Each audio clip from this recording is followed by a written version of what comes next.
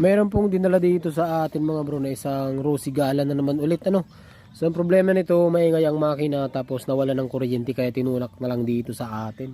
So ang full video nito mga bro ay nasa YouTube channel po natin at may susunod tayong Raider J110. Ayan. So dito mga bro, napalabas na natin yung kuryente. Anong nangyari lang dito? Nawala ng ground yung CDI niya mga bro.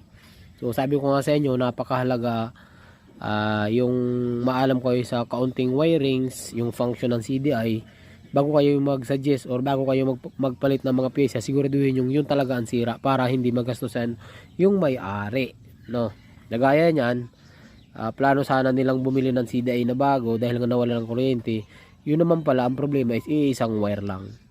So tapos na rin yan mga bro, bali tune up lang din yung sa makina niya. So ang pinapaayos na lang na additional is yung preno niya, wala kasing lever. So gagawa natin ng paraan para magkaroon ng preno. Okay, so yun lang, gusto ko lang i-shout out si bro. Maraming salamat sa tiwala sa atin dahil marami naman na shop din sa may labas, dito pa sa atin din nala. Yan, ito naman susunod natin, maingay din ang makina niyan mga bro. Alright.